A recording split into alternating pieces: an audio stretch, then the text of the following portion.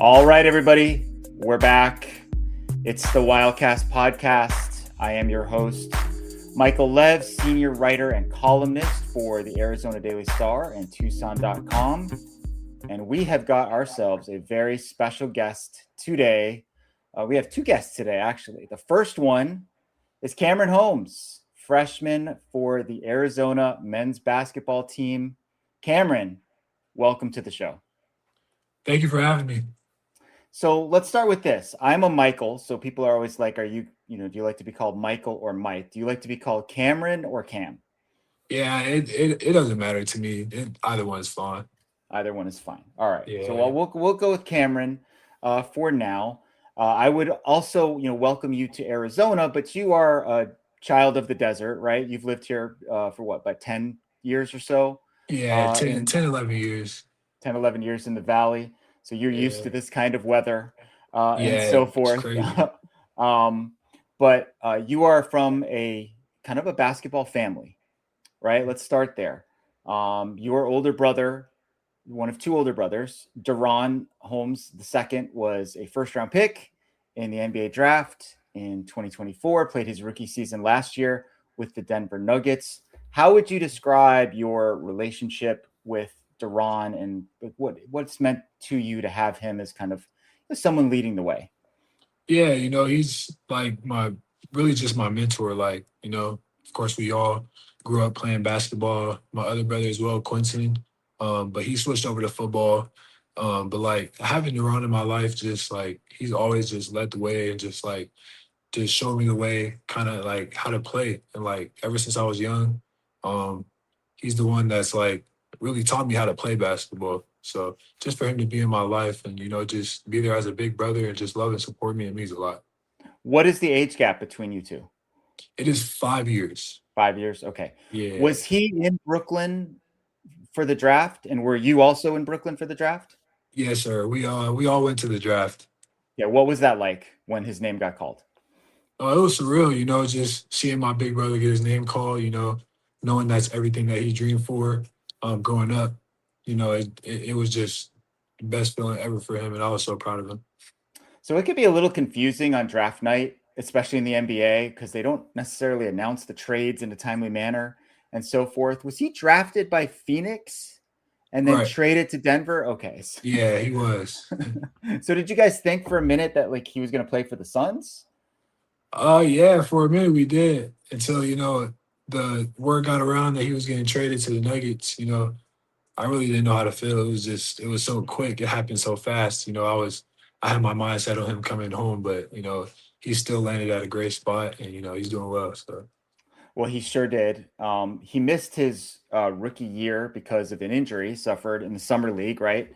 But was able to come back and play this past season. So his career in the pros is just getting started, and your career in college is just getting started. How long have you been, on campus here in Tucson? I've been here for about a month. I got here June 2nd, and today's July 2nd. So it's been about, a month, and, just been down here just working and grinding my butt off. So how have workouts been? Tell us about that. They've been intense. They've been good, definitely a test, but I really feel like I'm built for it. So is there anyone that you have been working with specifically, a coach? Is there a player that you are working with a lot that you're kind of going one-on-one with or working on drills with? Well, I always try to 1v1 my roommate, Caleb, always trying to 1v1 him. He always makes me better, but I train with Coach TJ Benson. He's my main trainer, but of course I train with all the other trainers as well, all the other coaches. So. Are there specific things that they're working on with you? Really just everything, just trying to expand my game and, just really getting me prepared, just everything. So you mentioned Caleb. That's Caleb Holt, right? Your fellow freshman. You came in as ranked around 30, 35, right? In the rankings, 4, maybe 5-star in some places. Caleb is top 5, maybe top 3. When did you first meet him? And what's your relationship like with him? Yeah, so we met at USA National Camp.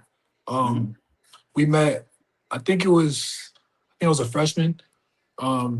We we were both freshmen, and we met at camp in down in Colorado, and we were roommates actually at USA. So from there the relationship just grew on and on and on, and we finally got to talking about going to the same college, and it happened. So Sure. Was that U17 at that yeah, point? I think it started at U16s, U16s. Okay. and then it just went up from there. Sure. Okay. What kind of player is he? Tell us about his game. I mean, Caleb Moore is everything you can ask for. I mean, he's a hard worker. He does everything that a coach would ask for in a player. He's a defensive dog. He gets after it on defense. He wants to win. He's a great teammate. So, he can get a bucket too. So it's everything. People would probably describe you similarly. Defensive dog, can do a lot of things on the court. How would you describe your own game? Yeah, I feel like I'm just a high energetic guy, just trying to get after it every time. Um, I get a bucket too. But, I love playing defense. I love just being there for my team, being a great teammate. Why do you love playing defense? Because I don't think everybody loves playing defense. Yeah, I feel like defense is just like, just like a hidden talent in some players. I feel like ever since I was a kid, I've always tried to focus on just being the best player on defense, getting a stop, always talking. I just love the little things, those are things that matter. So Was your older brother a really good defensive player? he was. He was. He's 6'10" and 6'11". He just, he was more down the paint. Sure. He was good. Yeah. Sure. Maybe block a few more shots. You're a left-hander, Yes, correct? sir. Is there anyone that you have modeled your game after, or any well-known basketball player that you maybe compare your style to? Yeah, like growing up, I always watched like James Harden. He was like the main one for me, especially knowing that he went to Arizona State, right down the street. Like, I always model my game after him, and yeah, really like try Kevin Durant, but feel like Kevin Durant's 101. Sure. So, did you ever consider Arizona State as an option for you? They offered me earlier when I was like younger, but like as the relationship grew on and on, like I felt like that wasn't the place for me. So yeah. Sure. A lefty guard just led the New York Knicks to the NBA championship. I know Jalen Brunson's, he's like 6'2", and you're like 6'6", but could you take anything from watching him play that you could maybe incorporate into your own game? Yeah, I feel like Brunson, he plays very poised on offense. I feel like he just thinks a lot, like he understands the game very well. And that's something that you need in today's game. I feel like he's a three-level scorer. He can get to the paint, get to the mid-range, get to the three. So yeah, I definitely take some things from his game as well. Would you consider yourself kind of a basketball junkie? Oh, most definitely. Most definitely. I feel like all I want to do is play basketball. So What about watching basketball, watching film? Do you spend a lot of time doing that too? I do. Coaches always, harp on us to watch a lot of film, understand the game even more. I feel like film is a cheat code. So I definitely watch a lot of film. So I was watching this video on YouTube. Charles Davis hosted it. It was some sort of Future Stars type of series. I'm sure you remember this. And part of what they revealed in there that your mom was your first coach. She when was. you were little. Is that right? Yeah. Tell us about that. Yeah, no, she was my first coach. I think I was about, I say 3 or 4. Started that young. I started playing basketball. But yeah, she was my first coach. She was my brother's first coach.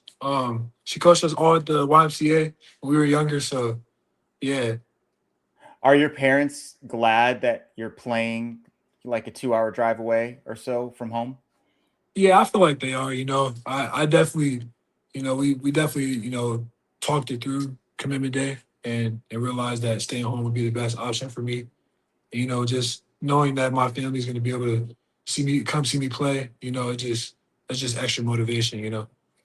Sure. You have played or at least, tried out for teams under Tommy Lloyd, correct? What were your impressions of him when you got to, play under him initially? And then like, what about his style or his way of running a program drew you to Arizona?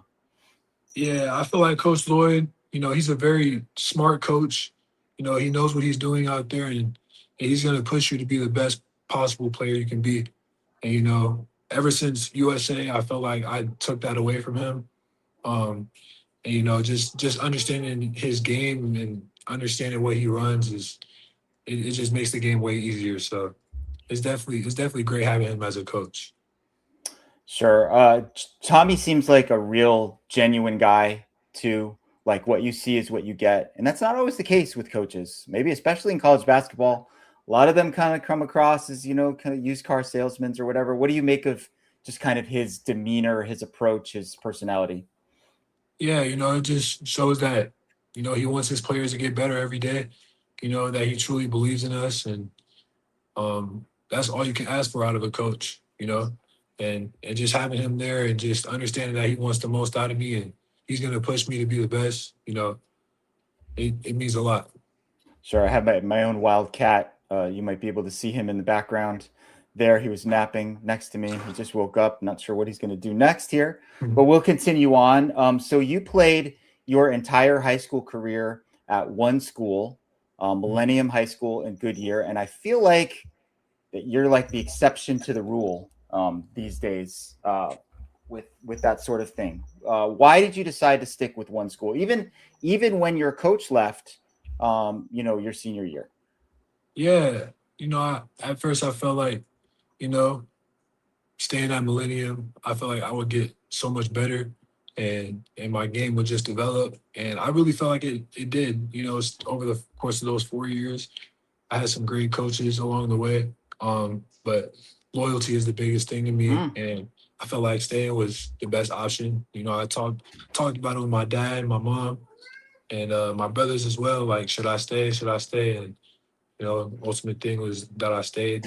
And I would never take it for granted. I feel like I did the right thing. Sure. That word that you just mentioned, loyalty, it's just not one that we hear very often these days. It's always kind of about what is the best opportunity for me, or where can I get the biggest bag or whatever. Do you think that that particular value, did that come from your parents? Is that from your upbringing?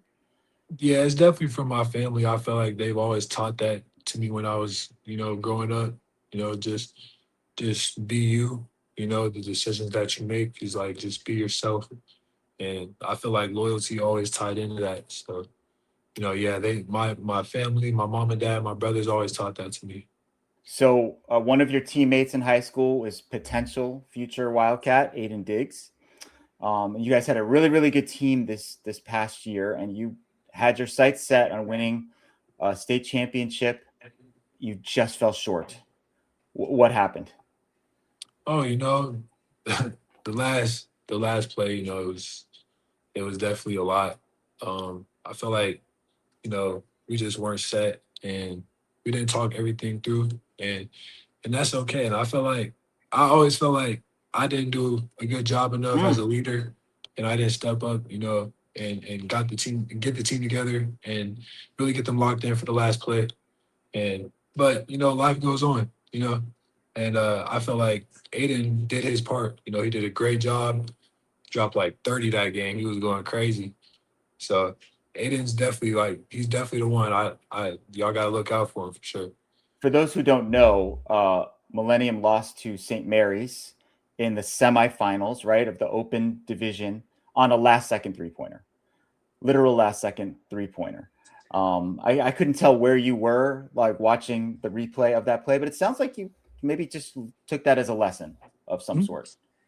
Yeah, That's what Tom Brady would say: you either win or you learn, right? So there's probably some lessons in there. 4 times Millennium's been the runner-up, I think, in the state championship over the last 8-9 years or so. I'm sure your brother preceded you there and yeah, also fell victim to those heartbreaks. But you've got another opportunity now on the college level to maybe win a championship. Arizona, of course, came super close this past season. While you were finishing your high school career, to what extent were you following what was happening with the Wildcats, and what did you make of the way last year's team made that run to the Final Four?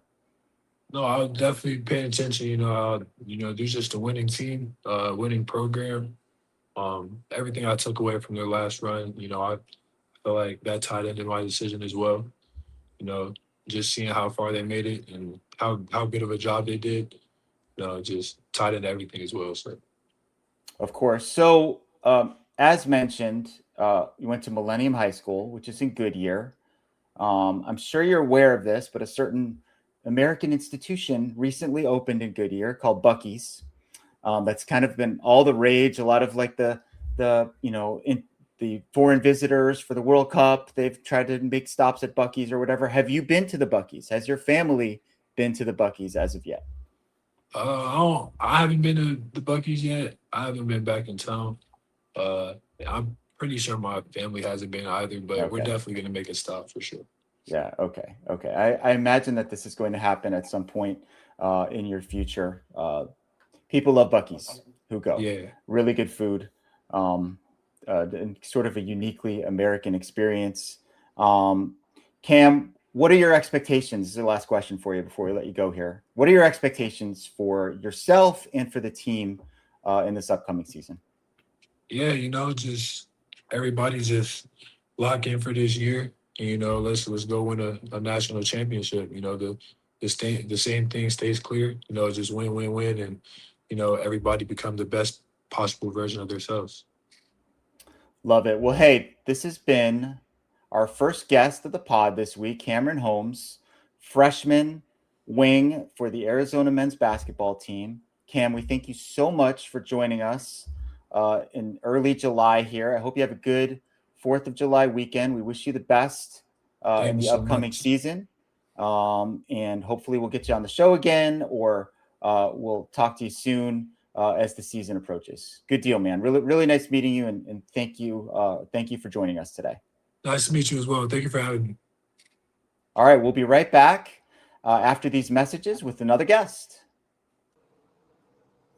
All right, everybody, welcome back to part 2 of this episode of the Wildcast podcast. I want to remind you real quick that our podcast is sponsored by Pima Federal. This episode is brought to you by Pima Federal. Whether you're saving for your first car, buying a home, or growing your business, Pima Federal puts your goals first. They offer personalized solutions, competitive rates, and expert guidance every step of the way, because at Pima Federal, banking isn't just about money, it's about you. Learn more at pimafederal.org. Well, our second guest today is from the Arizona football program. It's running backs coach Lyle Moevao. Lyle, welcome to the show. Thank you for having me. Appreciate it. Happy to be here. Lyle is one of probably only a handful of coaches who's in Tucson right now. I think it's like a little bit of a vacation time for you guys, if that even exists anymore in your industry. But we really appreciate Lyle taking some time out here in early July to talk to us. Lyle has been with the program for each of Brent Brennan's 2+ seasons. This past off season, Lyle, you were promoted to running backs coach. How has that transition gone for you so far? I think the transition has been, pretty close to flawless. I would say, just because the connection that I have, with the being in the running back room already last year, being the assistant running backs coach with Coach Carter, and then with the staff being the same for the most part. Besides, I think Coach Carter, everybody else is coming back. So I think the similar faces on both the team as well as amongst the coaching staff makes the transition pretty seamless. And I think Coach Brennan also, kind of felt the same way as far as being able to hire within and having that transition be as smooth and easy as possible. I got you. As you mentioned, you kind of apprenticed under Alonzo Carter last year. Alonzo went on to become the head coach at Sacramento State. Long-time running backs coach in this business. What did you learn from him last year that you've been able to kind of take with you into this year? I think that the cool thing that I learned about college football in general is just the amount of changes that have taken place over the years. Obviously, Zoe's been in it for a long time in different areas of the country. especially here on the West Coast. And so, and he's been, he's coached at all the levels. He's coached at high school, he's coached at junior college, he's coached at, you know, the group of five, and then came on to P5 and or P4 level. So I think he's done it at all the different levels. And so having someone that's been there before, that's done it, and rather than having to go through the trial and error phase, kind of experiencing some of those different scenarios for the first time, having someone that you can lean on and ask questions about and kind of run a few thoughts by him and see what he thinks. He usually had some pretty good intel to help me out. So Alonzo came to Arizona from San Jose State with Brent Brennan. You were also part of that staff over there that came to Tucson a few years ago. But that wasn't the start of your relationship with Brent Brennan, was it? That went back maybe a decade earlier. What was the genesis of that? The first year that I crossed paths with Coach Brennan was back in 2013, actually, at Oregon State, my old alma mater. When I first got into coaching, he was there as the receivers coach under Mike Riley, who was the head coach at that time. So after I finished up and decided to hang it up and grab a whistle and a clipboard, I reached out to, the people that I knew who were still there, which is a little bit different nowadays with, hoping that the same head coach is there 5 years after you graduated is very uncommon. And so I was fortunate enough to be able to call upon my old head coach and see if he had a graduate assistant spot open, which he did. And so that was my first year crossing paths with Coach Brennan, which was awesome, because seeing him now and seeing him then, there's two different things, obviously two different seats that he sat in or sits in now compared to what he was in before as a position coach compared to a head coach. And, he's got obviously a lot more decisions to make based off of the program's needs and what's best for everyone in the building compared to back then. It was like, I got to see him down to his nitty gritty, being able to, get on guys and run meetings and see how he interacts and recruits and talking schematics and all that stuff. And so being able to witness that and see his transition of where he is now and the amount of changes, but also knowing that about him, I think that makes it a really cool relationship for both of us, as well as myself, and seeing, how far he's come and knowing that it's awesome to see. Yeah. Brent had that background as a wide receivers coach before he, became a head coach at San Jose State and, engineered a pretty good turnaround over there at a program that doesn't have a ton of resources. 100%. Let's be honest. What do you think makes him an effective leader? I think the connection, the ability to be able to connect with people, with parents, with kids from all different parts of the country. I'm not just talking about from, back in San Jose where he's from. I'm talking, he could walk into a room and jump into a conversation with anybody and everyone. And so I think that is definitely one of his superpowers, is just being able to connect and make you feel like you've known the guy for 10 years after having a 15-minute conversation. I also think his ability to be able to bring the best out of everyone is also a superpower of his, whether he's talking to a player and being able to motivate this person to, do whatever's needed as a player in the program, or being able to just bring up a conversation amongst the staff to where, we can reflect in the mirror at this time of the year and kind of see, how can we get better, and obviously the bar that we set last year, going 9-4, there's going to take a lot of reflection, being able to look in the mirror and say, okay, critique every single part of it, being able to, go position by position. And I think he does a really good job of doing that, but also being open-minded. I think that's the one cool thing about Coach Brennan is it's not like this is my way or the highway type of program. He's very open to, guys having, ideas and thoughts. Now, you also got to have legitimate, reasoning behind these if you're going to approach his desk or his, his office. But I think that's also another thing about him is the guy is real down to earth, man. And that's the beauty of who he is and what he does as the head coach of this program. There was a lot of self-critique, I'm sure, after your first season here at Arizona. Things did not go as planned. It was a difficult situation in some ways because of how late you guys got here. It sort of felt like it was partially the previous team, partially Brent's team. And things didn't go well on the offensive side of the ball that year, especially after a pretty good start. You guys go 4-8. What do you think enabled the turnaround that you experienced from that? From going 4-8 to going 9-4 in year two. I think it's the coordinators. I think this thing is driven by the coordinators. Obviously, the decision by our head coach to hire who he made in charge of both sides of the ball. But to me, Danny Gonzalez, Seth Dagey, and Craig Niver, our special teams coordinator, like that, those are the guys. Those are the three guys that make this thing go. And every single one of them have the drive, motivation, but also the work ethic to be able to push the envelope and look for those little details, little ways that we can, win over, win on between the lines on the field, those little things like that. And I also think they're great motivators. Similar to Coach Brennan and being able to connect with the players, I think every single one of those coordinators has their own unique way of connecting with guys and getting dudes to believe in what, the common goal is and to buy into it. I think that's the biggest difference this season compared to the 24 season is the amount of buy-in from top to bottom.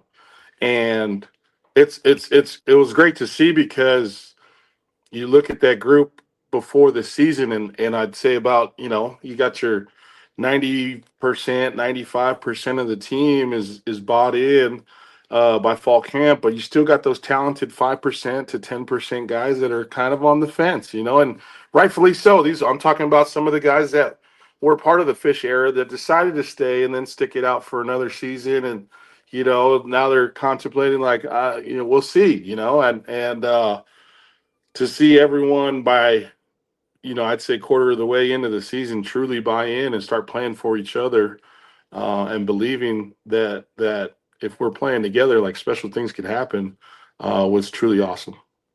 Yeah, I don't think there's any we'll see anymore. No. I think everyone is bought in. Absolutely. Everyone is rowing in the same direction, as they say. You guys are in a great spot when it comes to the quarterback position with Noah Fifita returning for a fifth and final season here at Arizona. We have heard many, many things about Noah's character. We've talked to him a bunch of times. We know what he's all about. I feel like, though, Lyle, that he's still underrated nationally. When you see a lot of these lists of the top 10 quarterbacks or the top this or that, you don't often see Noah Fifita on those boards. Why do you think that is? And is that something do you think that motivates him? I honestly just don't think that, whoever's putting out whatever article, video, I honestly don't think that they feel his name would create a whole lot of clicks in their world, right? And so when you talk about social media, you're talking about grabbing the attention of the customer or the viewer or whoever's looking at, that video, whatever. And if Noah Fifita is posted on there, how many people are really going to click on that article or that link and follow it and read about it? And so I just think that's just, part of the world that we live in and with social media and how it can kind of, be a little discombobulated as far as the truth. But none of that matters because the guy himself, you said it best. His character, who he is, what he believes in, and why he does it. It's just awesome because, I saw him at a workout 2 days yesterday. And I was just congratulating him on, the Manning Academy and his performance and all that stuff. And he said, yeah, none of that stuff matters, man. I just want to go out there and compete and really just go against some of the best in the country. I wasn't there for anything else but to just compete.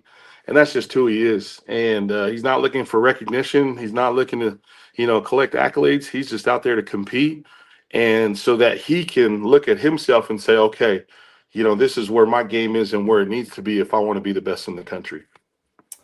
Yeah, he's too good of a guy to generate a bunch of controversy, right? He's just clicks is not what Noah Fifita is all about, right? No. He's all about camaraderie, teamwork, winning, sacrifice, all of those types of things. You Absolutely. were a quarterback in a former life, as we mentioned at the top. You are now the running backs coach Mm-hmm. at Arizona. So let's talk about your room here a little Yeah. bit before we get into some story time at the end. You've got a couple veterans coming back in Kedrick Reesino and Quincy Craig. You got a couple young guys in Wesley Yarborough and Cornelius Warren who are kind of coming up through the ranks. And you guys brought in Antoine Roberts, who had experience in Seth Diggy's system in the past. Those are kind of the core 5 guys. Was it a blessing in disguise, in your opinion, that Kedrick and Quincy basically couldn't do much in spring, giving those other players a lot of reps? Absolutely. I look back and it was kind of the perfect storm going into the off season of, kind of understanding those two and their off season needs in terms of their bodies, needing recovery and what kind of treatments that was going to require. And so as soon as we got the nod from our trainers that this is going to be, the treatment and the timeline of their return, I kind of looked at it like, wow, this is awesome, because now these guys become player coaches as they go through their recovery. And it gives these 2 young guys, Wesley Yarborough and Cornelius Warren, as well as the new addition, Antoine Roberts, who's also a senior, a chance to be able to get their feet wet and get some time in the offense and build their confidence amongst their teammates. So it worked out perfect. It worked out, no better than it could have as far as our room goes and our scenario with the 3 seniors coming up and the 2 young bucks right behind them. Sure. I know those guys are, everyone at this level is competitive, but I do also know that at a certain point in time, your 4th or 5th year senior, you're kind of over spring ball a Yeah, little bit. So I'm sure they weren't like too upset sure. to miss out. But it was a great opportunity for Wesley Yarborough, especially, who got just a ton of reps in spring. As we lost Lyle's picture here for a second. I'm gonna pause the pod and see if we can get it back. Hold on. All right, I think we've got our technical difficulties sorted out here. Lyle is back. Lyle, I was asking you about Wesley Yarborough. He got a ton of reps in spring ball coming off of his freshman year, where he mostly played on special teams. He did get a few Mm-hmm. carries here and there. I was really impressed with what I saw from him. He's got a powerful build. He can run between the tackles. He also caught the ball really well. What did you think of his spring? I think one of the biggest gains that you just mentioned in terms of his build, and another thing that he's really done a great job of is taking advantage of the weight room as well as the nutrition and all those different people around the building that are trying to help him perform when he steps onto the field. And I think he really took advantage of that, which led to a spring ball being able to go in there and put his focus on one thing and one thing only, which was to learn the offense, to master the details, and then just continue to repeat it over and over and over. Because for those young guys, it's not just learning the offense and mastering those details, but it's also the repetition, it's the physical reps that we're trying to take advantage of the most during that springtime, because that's the part that you can't simulate in meetings. You can't simulate with film. You can't simulate with a walkthrough during, whatever meetings and this, that, and the other. So I think taking those real reps, giving those guys an opportunity to be able to take that in, he did a really good job of taking advantage, and I'm excited for him this fall. Sure. I always ask this question of every running backs coach that I ever interview, and that is what the rotation might look like. Sure. Maybe it's hard for you to say until Mhm. you kind of have a little bit more information about how healthy everybody is and how everyone's performing. But what do you envision as far as a rotation goes, and how much impact or influence do you have on those decisions in game? I definitely look forward to having those 3 seniors kind of penciled in early on as far as taking the field first, just based off of the amount of snaps they've built up over their careers, as well as just the amount of trust that they've built up within their locker room. And so, again, that's going to be something that's penciled in. But to say, that it's this is what it is, this is what it's going to be by the time we play NAU, would be tough for me to say that, just because, like you mentioned, there's it's a physical position. You take a beating every single play, just like you do a lot of other positions. But this one specifically, there's been a little bit of that's popped up. So knocking on wood that, we make it through fall camp clean and healthy and being able to take the field with all 5 guys available is the goal. Yeah, that's the key at the running back position, right? I mean, you have to have depth. You never know what's going to happen. It is a very, very physical position where, unless you're breaking away and running for a touchdown, you're getting hit on every single play. So depth is critical there. As I promised earlier, we're going to finish up with a little story time with Lyle. Lyle, when I say the date September 25th, 2008, what does that mean to you? Giant killer. Can you be a little more specific? That was a nickname that we're giant killers too. But at Oregon State, when we took down number 1 Pete Carroll and the USC Trojans, who were also on the cover of Sports Illustrated magazine when that was a thing back then, when magazines were actually hard copies that people would buy in the store or have them sent to their front door. After we beat them, we kind of were able to achieve the nickname the Giant Killers too, just because we were used to taking on those top ranked teams in the country and looking forward to that game and we were successful a few times. So that was a Thursday night game. I know this because I happened to be there. I was covering USC for the Orange County Register at the time. And, sometimes weird things happen on Thursday nights, right? Packed house up in Corvallis. That was an absolutely loaded USC team. That USC team did not lose another game that entire season. I think if the playoff existed at that time, they probably would have won the national championship. I think Mark Sanchez, Brian Cushing, Ray Maluka, Clay Matthews, on and on and on. They were so loaded that Clay Matthews was a backup to Everson Griffin. So that's how deep they were at that with that defense. And not to take away from the offense was explosive too. They had Joe McKnight in the backfield and so it was both sides of the ball, including special teams, were on paper something that should have been in Sports Illustrated magazine. How did you guys do it? And then what was it like immediately afterward when the fans were rushing the field and all that?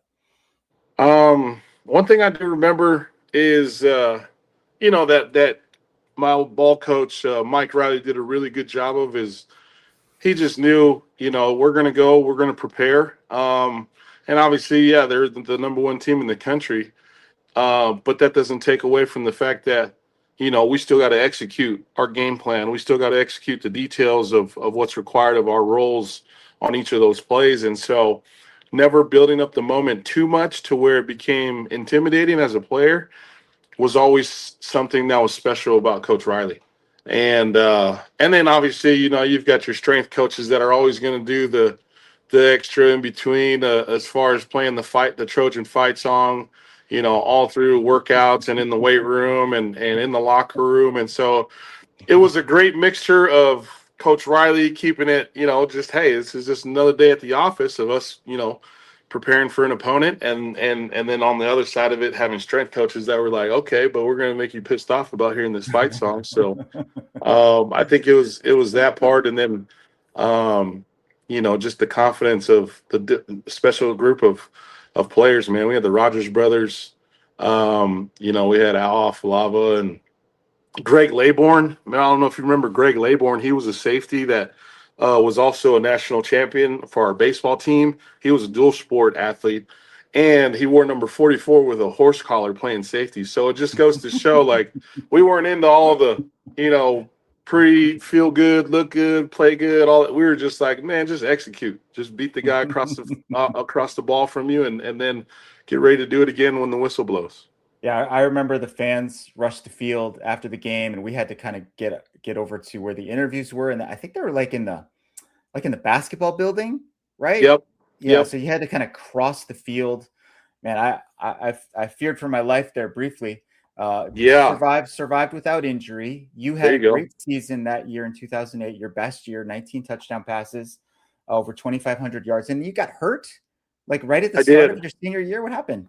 I did. It was actually the end of my junior year. We were playing the guys up north. Actually, matter of fact, we were playing them at home, and it was a little bit of a rainy evening, and so I got hit for my blind side and landed on my throwing arm, which at that point, we were just kind of I couldn't lift it up, couldn't finish the game. Sean Canfield, who was my right hand man, it was my partner in crime right there. Just came in and continued to lead the charge, and we ended up beating those guys, of course. But anyways, long story short, after the season, after I played for 4 more games, including the bowl game, come to find out that all 4 of the tendons in my shoulder are torn, 60%, 70%, 80, and 90%, as well as a small bicep tear. And so I had to have obviously off-season surgery going into my senior year. So, yeah. So I think you maybe attempted 1 pass your entire senior year, and coincidentally it was I got cleared. I believe it was our 3rd week of the season. I finally got cleared to be active on the roster on game day, and we were playing against U of A at home. And so by that time I got penciled in as the 2nd stringer, and I was backing up Sean Canfield, and so he goes in and he's driving. We're driving, and we get to the red zone, and his helmet comes down on his nose, and he splits his nose open, and he starts bleeding. So he has to come off the field for 1 play. So I come rushing onto the field.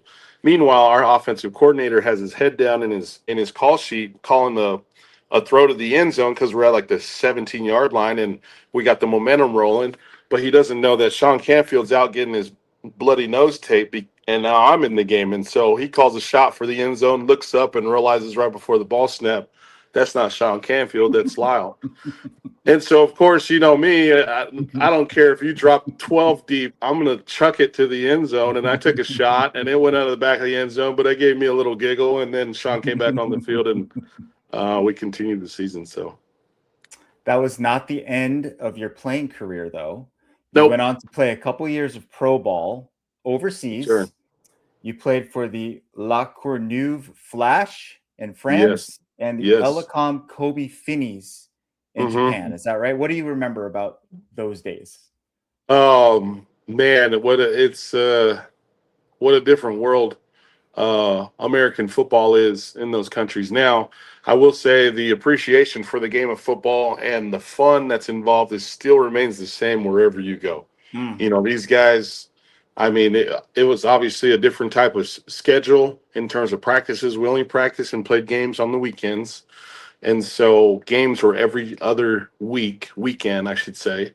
And during the week, I was pretty much just a tourist, and all these other guys that I was teammates with, they were working 9-to-5 jobs. And so you talk about, for the love of the game, man, that's exactly why these guys, majority of these dudes played this game. And so one of my running backs, who was this little Italian dude on my French team, he'd pull up on his little pizza scooter with the pizza oven on the back of the scooter, and so I'm like, oh, there he goes. And so he opens up his little pizza warmer, and pulls his pads and his helmet out. And so you talk about for the love of the game, man, that's exactly what it was in France and Japan. Man, I thought you were going to say that he pulled pizza out of there to give I was you guys hoping. a meal. I was like, man, team meal, let's go. But wasn't the case. He was off of work, and which made sense because we were practicing at 8 in the evening. So, well, that does it for our interview with Lyle today. Lyle, thank you so much for joining the Wildcast. It's super fun to hear about what's going on with the current team, to hear some stories from your football playing past. Great stuff. Really appreciate you joining us on the Wildcast today. Just to remind everybody out there that you can find the Wildcast on Apple. We're on Spotify. There's a video version of this podcast that will appear on Tucson.com, where during our earlier interview with Cameron Holmes, you can see my cat waking up and climbing on top of the keyboard. That's my own personal Wildcat that we have going on here at the house. But we made it through. Lyle also made it through some technical difficulties. Good job, Lyle. Thanks again for joining us. I really appreciate you. We'll see you pretty soon here as fall. We're within a month of fall camp starting. Yeah, So, I believe we're 33 days out from the start of fall camp. So, yep. So here we go. All right. Thank you, Lyle. Thanks for joining us, and thanks to everybody for listening. Have a good 4th of July weekend. Yep. And we'll see you next time. Bear down.